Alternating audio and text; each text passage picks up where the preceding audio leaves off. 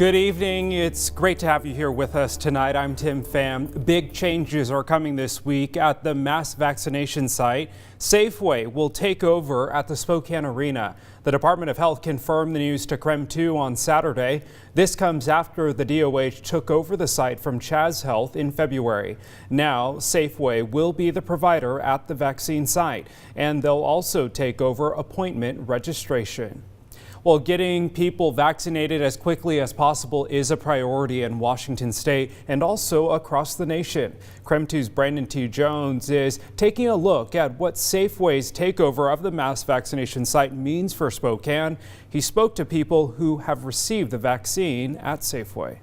Spokane Arena has played a major role in overcoming this pandemic. Thousands of people have stopped here to receive their vaccine, while simultaneously local clinics have offered their fair share of doses to the community.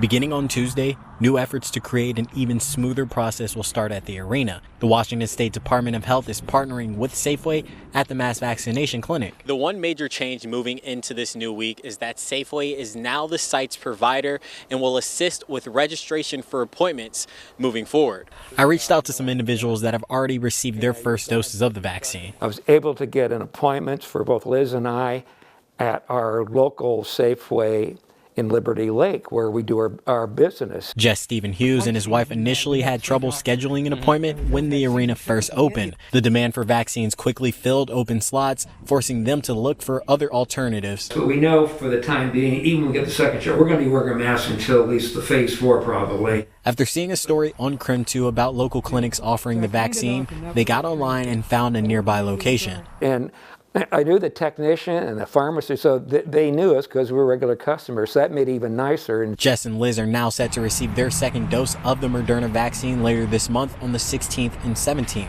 a moment they won't take for granted after a year filled with uncertainty. As for the arena, the site will continue focusing on administering second doses of the vaccine for the next 2 weeks. First dose appointments could become available as soon as late next week, depending on vaccine allocation from the state. So just be careful and vigilant, and eventually this will come to an end. From Spokane, Brandon T. Jones, KREM 2 News.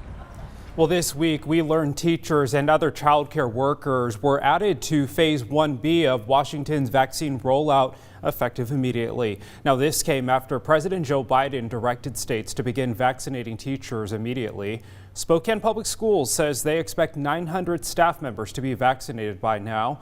Teachers with the district were encouraged to attend Gonzaga's pop-up clinic to get their first dose of the COVID-19 vaccine.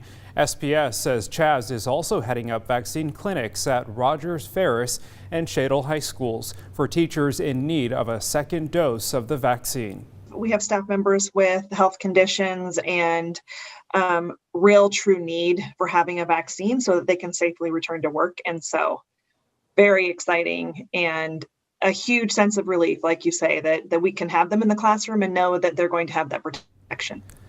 SPS hopes that all of the nearly 4,200 employees will be vaccinated by the end of the month.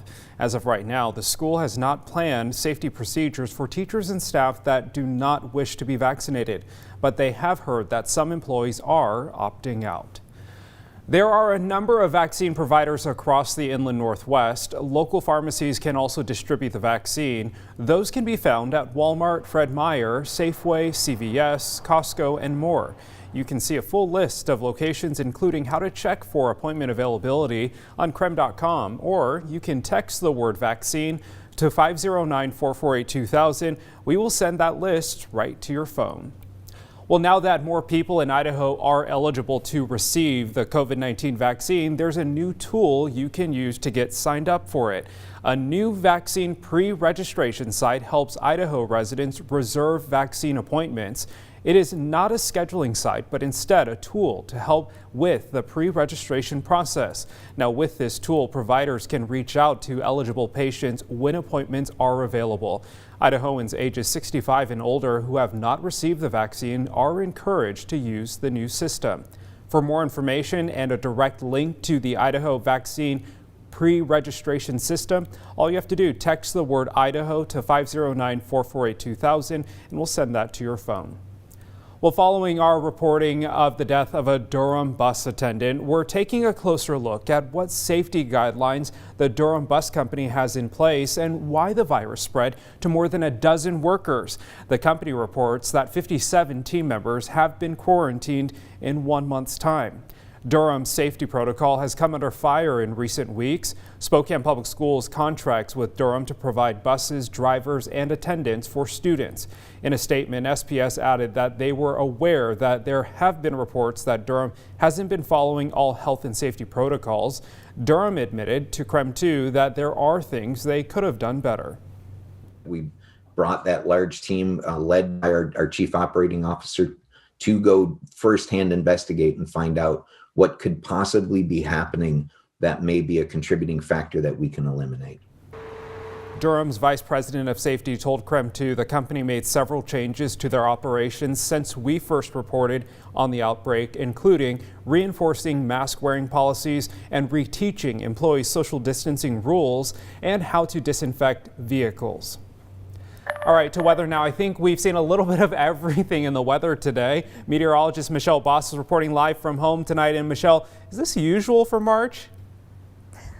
Yeah, March is usually kind of a crazy, volatile month. I know at my place this morning, I had rain, snow, grapple, wind, and sunshine, and it seemed like sometimes it was happening all at the same time. So we take a look at the precipitation totals for today. I had to say precipitation, not rain, because it really was just a mix of just about everything. A little bit misleading for Spokane. They actually did have a trace of precipitation at the airport, just less than 1/100 of an inch. Measured 200ths in Coeur d'Alene. It was just a trace in Pullman. Stayed dry in Moses Lake, but 400ths of an inch of that mixed precipitation in the Deer Park area. That should be winding down later this evening. As we take a look at satellite and radar, you can see a little bit more widespread precipitation earlier this morning and then more showery this afternoon. And again, as the sun sets, things should kind of settle down later on this evening. All right, take a look at temperatures.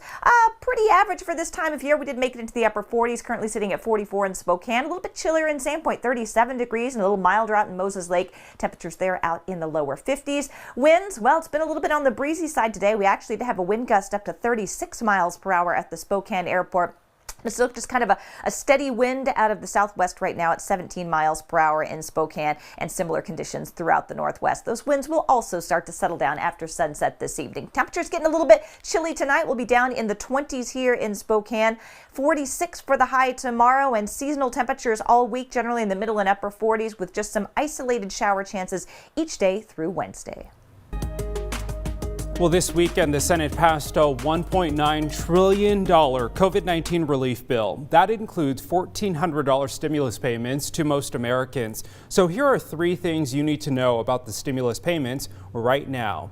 First up, when will the bill actually pass? The bill will be sent back to the House of Representatives actually on Monday. Then the House will vote to allow the bill to move forward. The House could pass the revised version of the bill as early as Tuesday. After that, the bill will then be sent to President Biden's desk for his final signature. Next, when will the stimulus check get to you? Let's break this down. Here is a potential timeline for how the IRS could send out checks. It took the IRS about 1 week to start sending out checks after the last stimulus package was passed, and Democrats are trying to get the bill passed by March 14th. This means the first direct deposit payments could go out as soon as March 22nd, and then the first paper checks could be sent the week of March 29th. And here's one more thing to consider: who will and who won't get stimulus checks this time around. People who make up to $75,000 a year will get the full stimulus check. People who make $80,000 a year or more will not receive anything. Married couples who make less than $160,000 will also get a check.